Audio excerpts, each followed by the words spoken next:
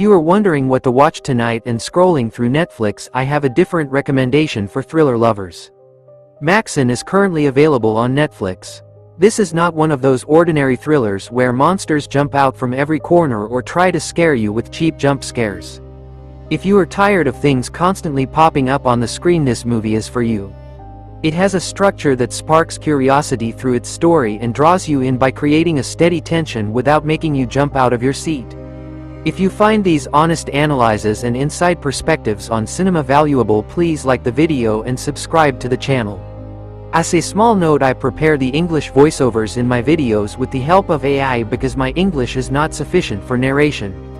However, the scripts, all technical analyses, critical perspectives and ideas belong entirely to me. Now let us dive into the world of MaXXXine.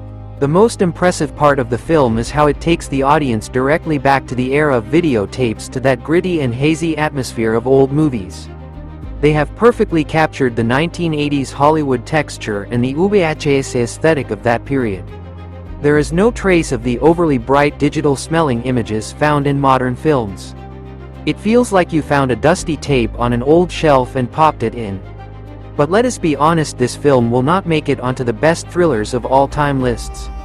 Still, it succeeds in making you say that you watched a good story. The biggest issue with the film, unfortunately, is its ending.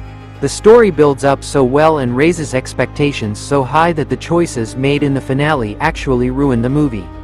The atmospheric tension built up to that point loses its impact with a rushed conclusion.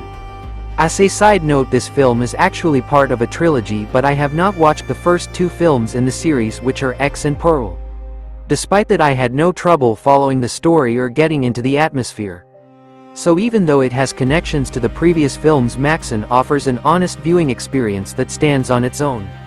Looking at viewer comments, most people agree that this series would not be as popular without Mia Goth. Mia Goth reflects the ambition of the character and that 80s obsession with becoming a star very well. Some viewers argue that the script remains forced and simple and that the finale does not do justice to the series, while others believe that setting the film against the backdrop of the notorious Night Stalker Richard Ramirez murders gives it significant depth. Almost everyone agrees on the success of the atmosphere and the soundtrack. While some found it a waste of time or a bit nonsensical toward the end, many noted that Mia Goth's performance keeps you watching until the very last frame. Regarding technical details and interesting trivia, director T. West passed the digital footage through real analog tapes to achieve that specific grainy structure and videotape effect.